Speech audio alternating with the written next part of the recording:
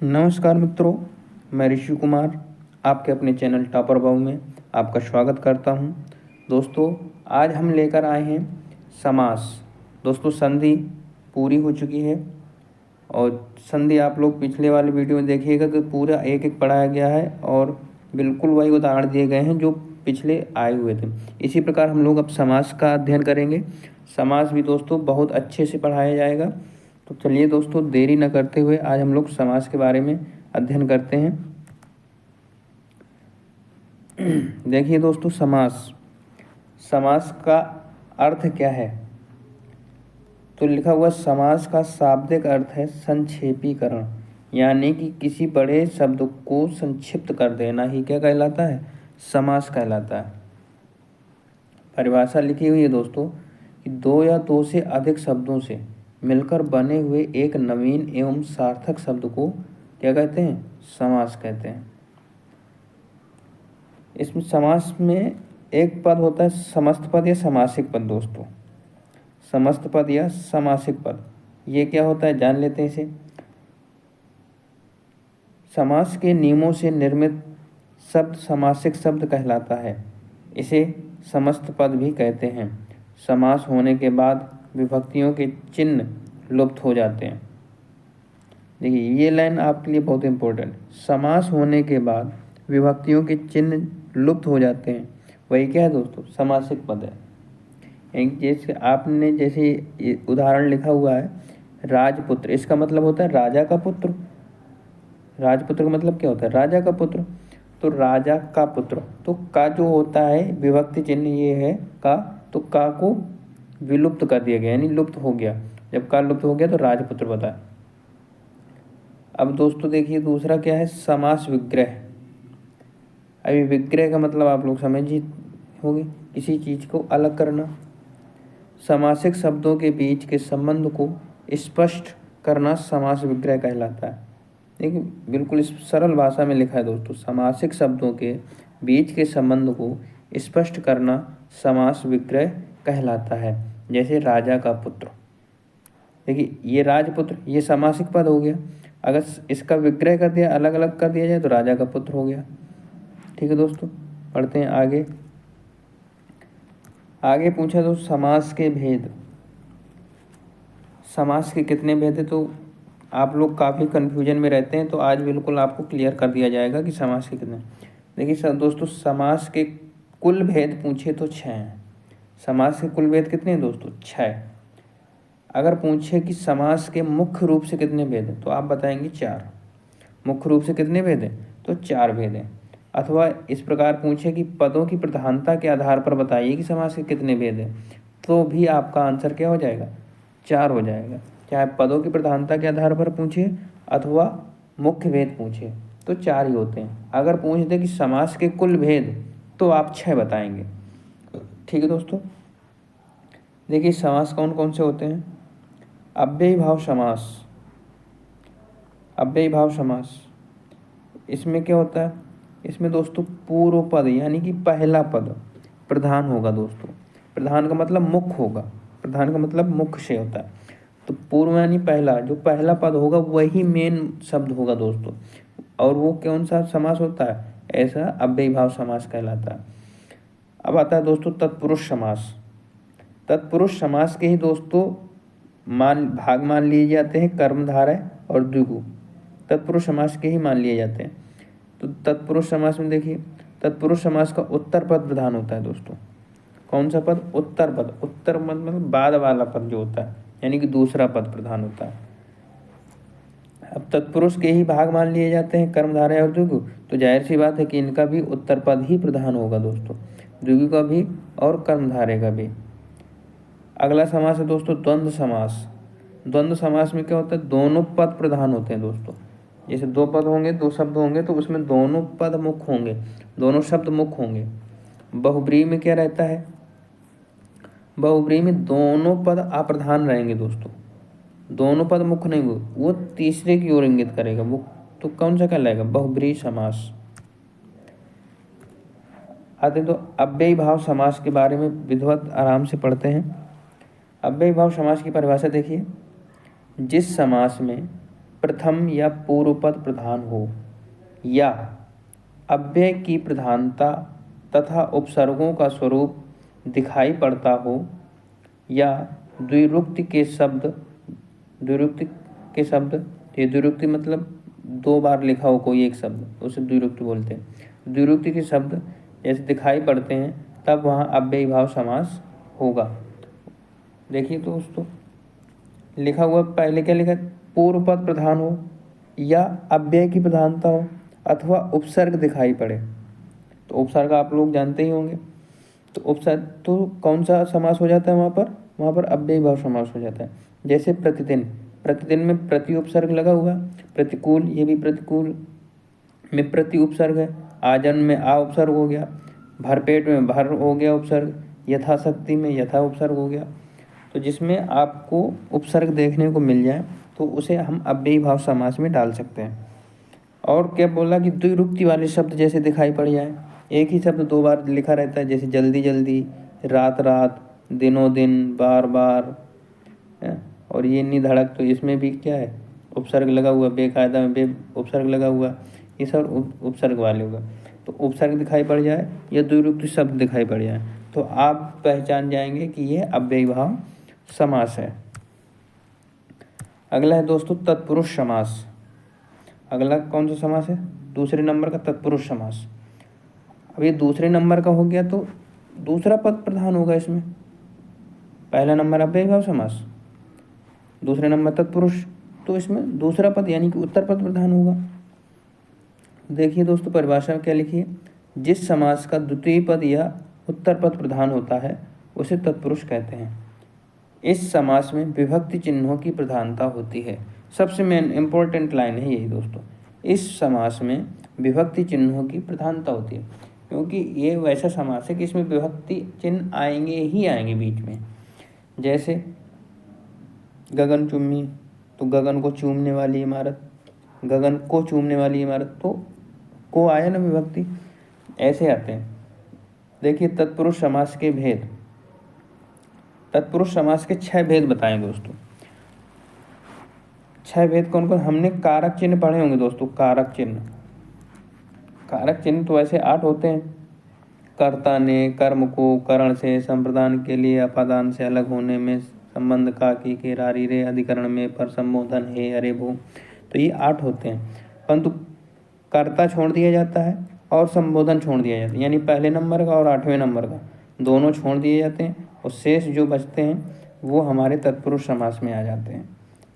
कर्म से लेकर के अधिकरण तक ये तत्पुरुष समास के भेद माने जाते हैं। तो आइए दोस्तों तत्पुरुष समास के भेद जानते हैं। तो कर्म का चिन्ह क्या हो जाए, विभक्ति को होता है, जैसे कर्ता ने, कर्ता का ने विभक्ति चिन्ह होता है, कर्म का को विभक्ति चिन्ह होता है, करण का से विभक्ति चिन्ह होता है। तो चलिए जानते हैं। तो पहला भेद हो गया आपका कर्म तत्पुरुष। अब कर्म तत्पुरुष कैसे पहचाने, कर्म तत्पुरुष में आपको विभक्ति ही मिलेगी। जब को विभक्ति मिले बीच में तो आप जानेंगे कि कर्म तत्पुरुष है। जैसे गगन चुम्मी, तो गगन को चूमने वाली, चिड़ी मार, चिड़िया को मारने वाला, जेब कतरा, जेब को कतरने वाला। देखिए इसमें ये विभक्ति चिन्ह आ रहा है, और विभक्ति चिन्ह क्या है, को है, और जब को विभक्ति चिन्ह है तो ये कर्म तत्पुरुष में ही जाएगा। अगला उदाहरण लिखा हुआ है दुखद, यानी दुख को देने वाला, नरभक्षी, नरों को भक्षित करने वाला, खाने वाला, मनोहर, मन को हरने वाला। ऐसे उदाहरण जब भी आपको को विभक्ति समझ में आएगी तो आप कर्मधारय में, कर्म तत्पुरुष में ले जाएंगे। अगली विभक्ति का तत्पुरुष है करण तत्पुरुष, और करण का क्या होता है, से होता है अथवा द्वारा होता है। कर्ता ने कर्म को करण से, है ना, भैया द्वारा। तो मन चाहा, यानी कि मन से चाहा, तो देखिए से आया ना, से आ जाए चाहे द्वारा आ जाए तो वो किस में आप लोग भेज देंगे, वो करण तत्पुरुष में भेज देंगे। बिहारी रचित, यानी कि बिहारी के द्वारा रचित। अकाल पीड़ित, अकाल से पीड़ित। अभावग्रस्त, अभाव से ग्रस्त। अश्रुपूर्ण, अश्रु से पूर्ण। कष्ट साध, मुँह मांगा, मुँह से मांगा। तो ये सारे उदाहरण हैं इसके। तो जिसके बीच में जैसे हम इसका विग्रह करेंगे तो से जरूर आएगा। कारक चिन्ह अगर से आएगा तो जब कारक चिन्ह से आएगा तो करण में जाएगा, अगर कारक चिन्ह को आता तो कर्म में जाता। अगला तत्पुरुष समास का भाग में आता है दोस्तों संप्रदान। संप्रदान के लिए, इसका विभक्ति चिन्ह क्या है दोस्तों? के लिए। जैसे रसोई घर तो रसोई के लिए घर, मार्ग व्यय मार्ग के लिए खर्च, है ना दोस्तों। आराम कुर्सी आराम के लिए कुर्सी, आवेदन पत्र आवेदन के लिए पत्र। तो ऐसे आपको उदाहरण देखने को मिल जाएंगे। अगर आप लोग स्क्रीनशॉट भी लेना चाहें तो ले सकते हैं। बाकी बहुत आसान है कि अगर के लिए सब विग्रह करने पर के लिए आ जाए विभक्ति कारक चिन्ह तो आप समझ जाएंगे कि संप्रदान के लिए है। अगला है दोस्तों अपादान। अपादान से अलग होने के अर्थ में, जब कोई चीज़ किसी चीज़ से अलग हो रही हो, पूर्णतः अलग हो जाए तो अपादान में आ जाता है। जैसे देश निकाला, देश से निकाला, देश से ही निकाल दिया, अलग कर दिया। काम चोर, काम से चोरी करने वाला यानी काम न करने वाला। ऋण मुक्त, ऋण से मुक्त हो गया। इंद्रियातीत, इंद्रियों को जीतने वाला इंद्रियातीत। क्रमागत, क्रम से आने वाला। आकाश पतित, आकाश से पतित होने वाला। अगला है दोस्तों संबंध तत्पुरुष। और संबंध में क्या आएगा दोस्तों? कारगिन का की के, ये संबंध। गंगा का जल, गंगा जल। दीनानाथ, दीनों के नाथ हो गए। ऋषि कन्या, ऋषि की कन्या। कर्मयोग, गोदान। तो ऐसे अगर का की के आता है तो वो कहाँ चला जाता है? संबंध तत्पुरुष में। अगला है दोस्तों अधिकरण। और अधिकरण का विभक्ति चिन्ह होता है में पर। जैसे नगरवास, नगर में वास। आप बीती, आप पर बीती या अपने में बीती। आत्मनिर्भर, स्वयं पर निर्भर। तो ऐसे ये सारे उदाहरण हैं दोस्तों। अगर आप लोग स्क्रीनशॉट भी लेना चाहें तो एक बार स्क्रीनशॉट ले लीजिएगा। आगे बढ़ते हैं दोस्तों तत्पुरुष समास के अन्य भेद। तत्पुरुष समास के अन्य भेद दोस्तों, तत्पुरुष समास ही है जो बहुत कंफ्यूज करता है और सबसे ज़्यादा तत्पुरुष समास ही पूछा जाता है हमारे ख्याल से। देखिए दोस्तों, एक तत्पुरुष का भेद है नई तत्पुरुष। नई तत्पुरुष समास। देखिए नई, नई का मतलब ही नहीं आ रहा है। नई मतलब नहीं, इससे रिलेट कर लीजिए। नई मतलब नहीं। तो जिस समास में ना के अर्थ में आ अथवा अन का प्रयोग हुआ हो वह नए तत्पुरुष समास में आता है। अर्थात आप एक लाइन में कहना चाहें तो जो नकारात्मक वाले शब्द आएंगे वो नए तत्पुरुष समास में आ जाएंगे। जैसे असभ्य, नासभ्य। असभ्य का मतलब क्या होता है? नासभ्य, जो सभ्य ना हो वह असभ्य हो गया। अनंत, नाधनंत। अनंत का मतलब जिसका अंत ही ना हो। अच्छा, अब आप लोग कह सकते हैं कि ये तो अव्ययीभाव समास में जा सकते हैं। हाँ दोस्तों, बिल्कुल ये अव्ययीभाव समास भी हो सकता है, लेकिन कभी भी एक साथ नहीं देगा कि नई तत्पुरुष समास है या अव्ययीभाव समास है। तो ये जब भी पूछेगा तो तत्पुरुष के पार्ट में ही पूछ लेगा, अन्यथा अव्ययीभाव समास भी इसमें सही हो सकता है और नई तत्पुरुष समास भी सही हो सकता है।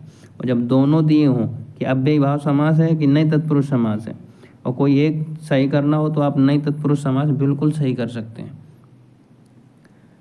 और अन्यथा ऐसा कभी हुआ नहीं है कि दोनों एक साथ आए हों। ठीक है दोस्तों। असंभव यानी कि ना संभव होने वाला। अनादि, नादि। अलौकिक, नालौकिक। तो ये नई तत्पुरुष की पहचान है। नई तत्पुरुष की यही पहचान है कि सबसे अच्छी कि नकारात्मक जो शब्द आते हैं वो नई तत्पुरुष समास में चले जाते हैं। अगला तत्पुरुष समास का देखिए भाग। एक भाग है अलुक तत्पुरुष समास। तत्पुरुष समास का ही एक भाग है अलुक तत्पुरुष समास। देखिए अलुक तत्पुरुष समास क्या होता है? लिखा, जब तत्पुरुष समास में प्रथम पद की विभक्ति, विभक्ति लिखा है दोस्तों, का लोप नहीं होता है उसे अलुक समास कहते हैं। यानी कि जो विभक्ति चिन्ह होती है उसका लोप ना हो, वो तो क्या हो जाएगा? अलुक तत्पुरुष समास हो जाएगा।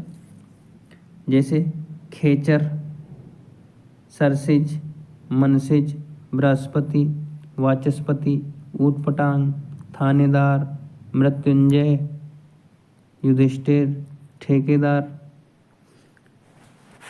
देखिए दोस्तों, इनका मतलब समझ लीजिए। खेचर, खेचर का मतलब होता है नभ में उड़ने वाला, अर्थात पक्षी। खेचर का मतलब आकाश में उड़ने वाला। सरसिज, सर से होता है दोस्तों मन से, यानी कि मन को हरने वाला अर्थात कामदेव। तो ये दोस्तों इनमें विभक्ति का लोप क्या होता है, इनमें विभक्ति का लोप नहीं हो पाता है। जैसे मृत्युंजय, मृत्यु को जय करने वाला, तो ये अलुक तत्पुरुष समास में आ जाते हैं। लुप्त पद तत्पुरुष समास, अगला ही भाग है तत्पुरुष समास का कि लुप्त पद तत्पुरुष समास। तो कारक चिन्ह या पद के पद ही लुप्त हो जाएं तो लुप्त तत्पुरुष समास कहलाता है। देखिए इसकी पहचान कितनी बढ़िया है दोस्तों, कारक चिन्ह या पद के पद ही लुप्त हो जाएं तो लुप्त पद समास कहलाता है। जैसे बैल, उसमें एक पहचान और है कि जितने जैसे शुरू का एक शब्द आएगा और अंत का एक शब्द आएगा, दोनों को जोड़ दीजिए तो लुप्त तत्पुरुष समास बने। जैसे बैलगाड़ी, तो बैल से चलने वाली गाड़ी, तो देखिए बीच का पूरा पूरा लोप हो जा रहा है। बैल से चलने वाली, ये बैल हो ये गाड़ी, तो बैलगाड़ी, और ये बीच का पूरा पद ही क्या हो जाएगा, लुप्त हो जाएगा। पकौड़ी, पकी हुई बड़ी, पकौड़ी का मतलब क्या, पकी हुई बड़ी। रेलगाड़ी, रेल पर चलने वाली गाड़ी। मालगाड़ी, भाड़ा के लिए गाड़ी, उसे कहते हैं मालगाड़ी, जो भाड़ा के लिए गाड़ी होती है, तो भाड़ा के लिए गाड़ी। तो ये सारे देखिए, गुरु भाई, पवन चक्की, पवन से चलने वाली चक्की, जलयान, जल में चलने वाला यान, तो ये आपके उदाहरण हो जाएंगे लुप्त तत्पुरुष समास के। अगला तत्पुरुष समास का भेद है दोस्तों उपपद, उपपद तत्पुरुष समास। ये क्या कहता है, इसे भी जान लेते हैं। ऐसे समास जिनका बाद वाला शब्द भाषा में स्वतंत्र रूप से प्रयुक्त नहीं होता और प्रत्यय की तरह किसी अन्य शब्द के साथ ही आता है, जैसे कार, चर, ज्या। उदाहरण देख लीजिए, बिल्कुल समझ में आ जाएगा। प्रत्यय, प्रत्यय के इसमें आपको देखने को मिल जाएगा, एक शब्द आप पकड़ लीजिए, इसमें प्रत्यय, अंत में प्रत्यय जुड़ा है, और प्रत्यय के रूप में क्या जुड़ा मिलेगा आपको, प्रत्यय के रूप में ज़्यादा कुछ नहीं जुड़े मिलेगा, या तो कार जुड़ा होगा, या तो चर जुड़ा होगा, या तो एक ज्ञान जुड़ा होगा।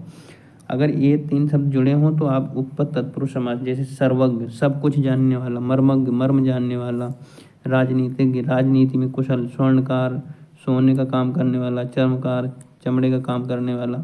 अगर ये आपको प्रत्यय में देखने को मिल जाए, कार हो गया, ज्या हो गया, तो आप समझ जाइए कि ये उपपद तत्पुरुष का ही उदाहरण है दोस्तों। अगला समास है दोस्तों हम लोगों का कर्मधारय समास।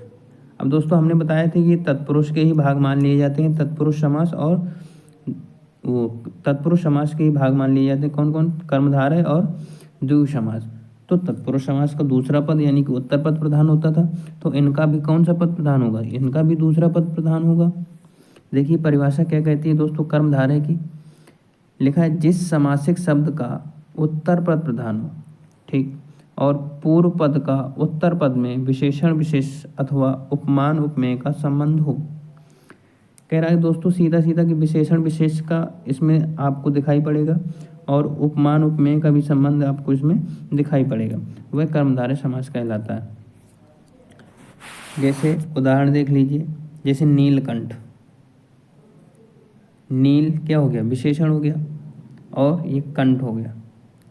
तो कंठ कैसा है, नीला है, विशेषता बतला रहा है कंठ की, कंठ माने गला, तो कंठ की विशेषता बतला रहा है। तो जब कंठ की विशेषण और विशेषता बतला रहा है, तो विशेषण और विशेषता हो अथवा उपमान उपमेय हो तो वो किस में चला जाएगा, कर्मधारय समास में चला जाएगा। इसी प्रकार नील कमल, नीला है कमल, पीतांबर, पीतांबर यानी पीला वस्त्र। देखिए दूसरी पहचान देखिए दोस्तों, लिखा हुआ है कर्मधारय समास की दूसरी पहचान, आप लोग ये बहुत कम लोग आपको बताएंगे। लिखा हुआ यदि किसी उपसर्ग को विशेषण की तरह प्रयुक्त किया जाए वहाँ कर्मधारय समास होता है दोस्तों। कह रहा कि किसी उपसर्ग को विशेषण की तरह, यानी कुछ ऐसे एक आध शब्द होते हैं जो विशेषता बतलाने लगते हैं, तो किसी उपसर्ग को विशेषण की तरह प्रयुक्त किया जाए वहाँ कर्मधारय समास होगा। जैसे सपूत, कैसा पूत है दोस्तों, सपूत का मतलब अच्छा पुत्र है, और कपूत का मतलब बुरा पुत्र है, तो ये विशेषता बतला रहे। सपूत का मतलब क्या होता है, अच्छा पुत्र, कपूत का मतलब बुरा पुत्र। तो कैसा पुत्र है, बुरा है, कैसा पुत्र है, अच्छा पुत्र है, तो ये विशेषता बतला रहे हैं। तो ऐसे उपसर्ग ये सा और का ये विशेषण बतलाने वाले होते हैं।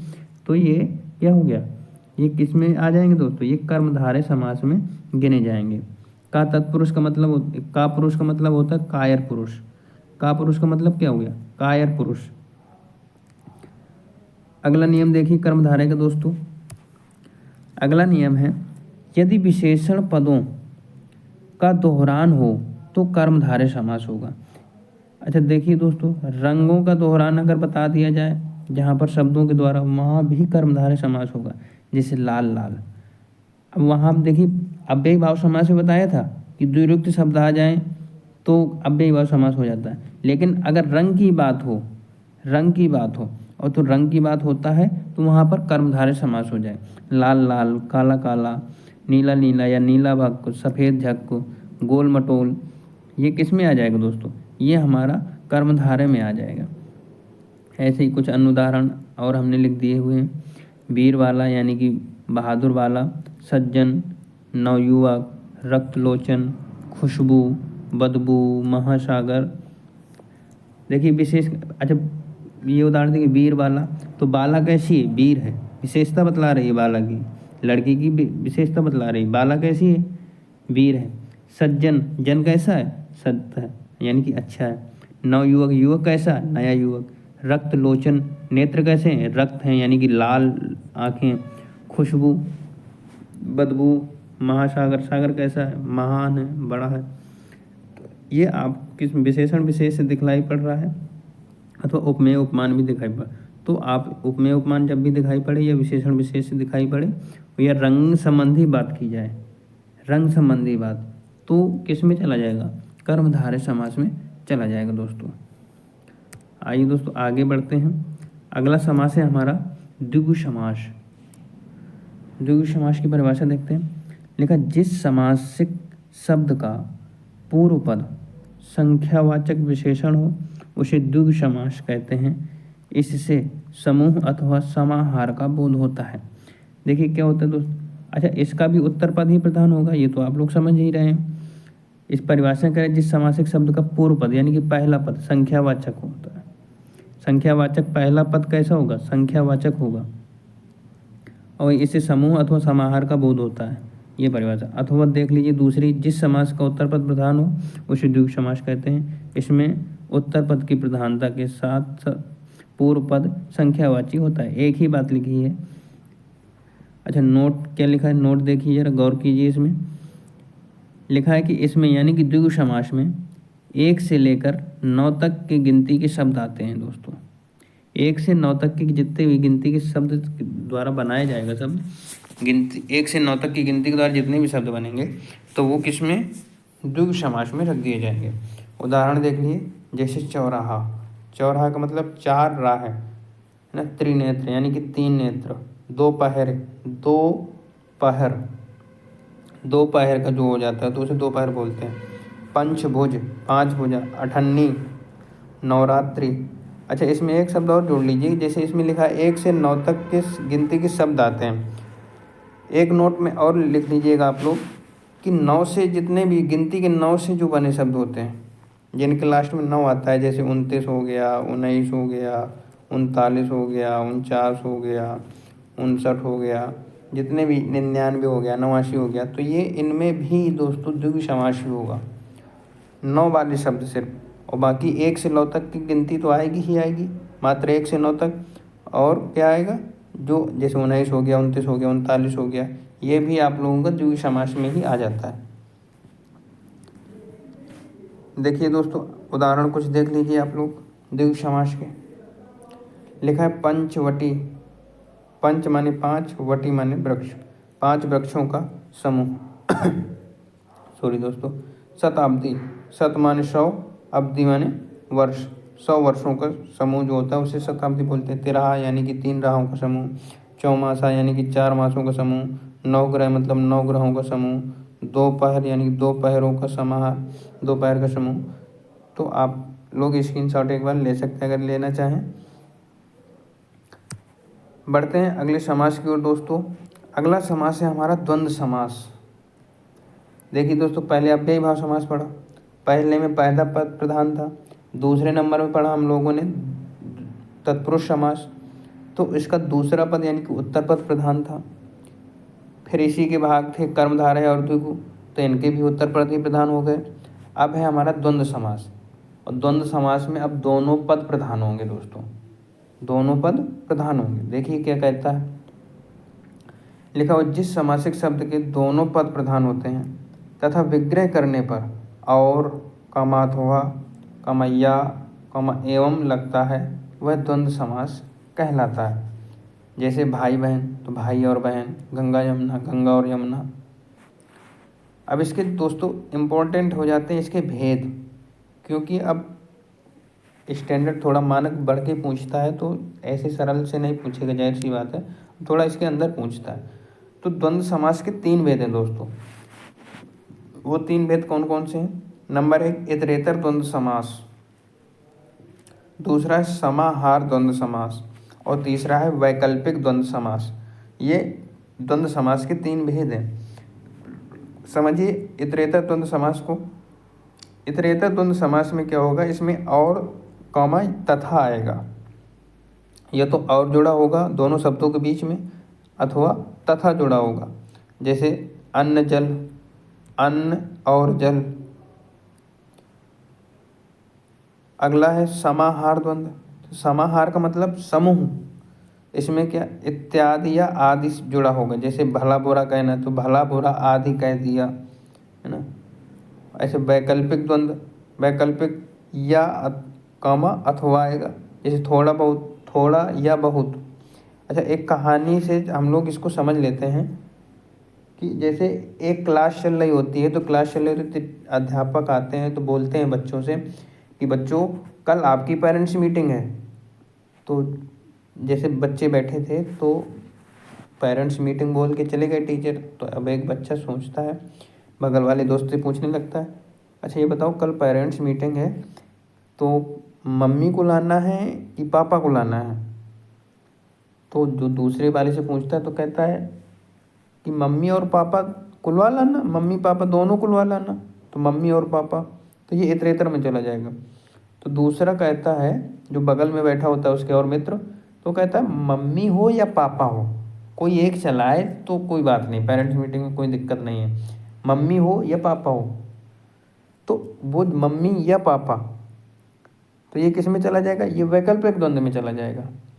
फिर बैठा है तीसरा एक सुन रहा होता है, तो वो कहता है अरे मम्मी पापा भाई बहन कोई भी हो चले आए, कोई दिक्कत नहीं। तो जब समूह का मम्मी पापा भाई बहन कोई भी चलाए, सब पेरेंट्स मीटिंग ही में कोई दिक्कत नहीं। तो जब समूह का भला करने लगता है तो वो समाहार में चला जाता है। आशा करता हूँ दोस्तों समझ में आया होगा। आइए उदाहरण द्वारा और समझ लेते हैं।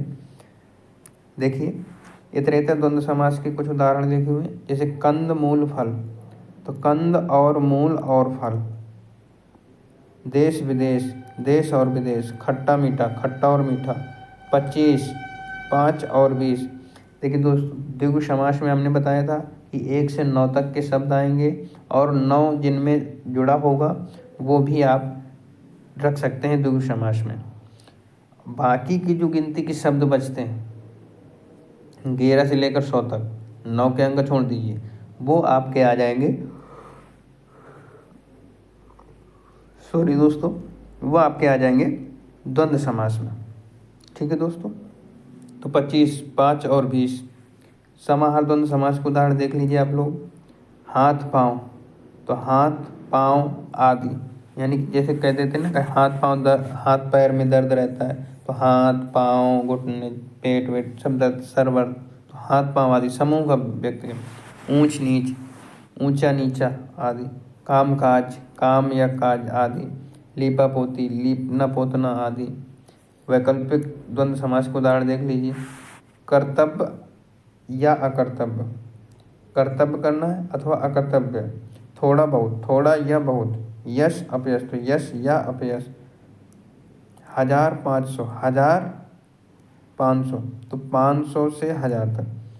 1000 देने हैं कि 500 देने हैं बताइए।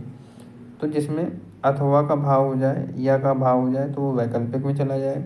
जिसमें समूह का भाव हो वो समाहार में चला जाएगा, और जिसमें और लगे या तथा लगे तो वो इतरेतर द्वंद्व समास के उदाहरण में चला जाएगा। आप लोग स्क्रीनशॉट ले लीजिए अगर लेना चाह रहे हो। बढ़ते हैं आगे थोड़ा। अगला समास है दोस्तों हमारा बहुब्रीहि समास। बहुब्रीहि समास ये सबसे सरल समास में गिना जाता है और आप लोग जानते भी हैं, आप लोगों को आता भी है। देखिए पहले में क्या, अव्ययीभाव समास में पहला पद प्रधान, तत्पुरुष समास में दूसरा पद यानी कि उत्तर पद प्रधान, फिर कर्म और द्विगु तत्पुरुष के भाग ही होते हैं तो इनमें भी उत्तर पद प्रधान हो जाता है। फिर आता है द्वंद्व समास, तो दोनों पद प्रधान हो गए थे। अब आता है बहुब्रीहि समास, तो इसमें क्या होगा, दोनों पद अप्रधान हो जाएंगे दोस्तों। क्या होगा, दोनों पद अप्रधान, इसमें कोई तीसरा प्रधान होगा, ये तीसरे की ओर इंगित करेगा। देखिए परिभाषा में लिखा, जिस समास के दोनों पद प्रधान न होकर किसी अन्य पद को प्रधान बनाएं वहाँ बहुब्रीहि समास होता है। जैसे गिरिधर, गिरि को धारण करने वाला यानी कि पर्वत को धारण करने वाले कौन थे, कन्हैया जी थे हमारे श्री कृष्ण भगवान जी, है ना। घनश्याम, घनश्याम भी किनको कहा जाता है, भगवान श्री कृष्ण को कहा जाता है। लंबोदर, लंबा है जिनका उदर, अर्थात श्री गणेश भगवान जी। जल में जन्म लेने वाला अर्थात कमल, पंकज भी कमल का पर्यायवाची हो गया।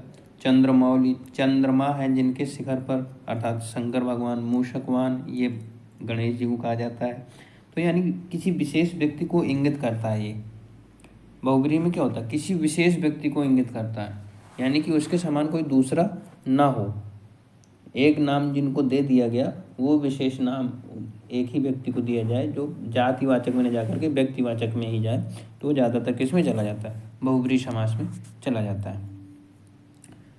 अच्छा देखिए दोस्तों, नोट लिखा हुआ है, नोट क्या कह रहा है, सह कामा सह उपसर्ग लगा हो तो उसका अर्थ सहित हो तो वहाँ पर भी बहुब्रीहि समास होता है।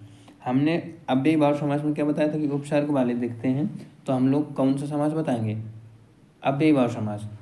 लेकिन यहाँ नोट एक स्पेशल बात ये कही गई है कि सह कामा साथ उपसर्ग लगाओ और उसका मतलब सहित हो, उसका अर्थ क्या निकल रहा हो, सहित निकल रहा हो, तो वहाँ पर आप अव्ययीभाव समास न लगा करके बहुब्रीहि समास सही करेंगे दोस्तों। जैसे लिखा है सहभ्राता, सहभ्राता का मतलब होता है भाई के साथ। अब यहाँ पर इसका मतलब सहित हो गया ना, भाई के साथ। सहपत्नीक यानी कि पत्नी के साथ। सहपरिवार, आप लोग चिट्ठी आती होगी घरों में शादी विवाह की, तो उसमें लिखा होता है सहपरिवार निमंत्रण, तो सहपरिवार का मतलब परिवार के साथ। सकुशल, सब कुशल मंगल, तो जिसका अर्थ सहित निकले वो उपसर्ग वाले शब्द भी किस में चले जाएंगे, बहुब्रीहि में चले जाएंगे। आशा करता हूँ दोस्तों आप लोगों को समझ में आ गया होगा। मिलते हैं अगले वीडियो में दोस्तों। जय हिंद,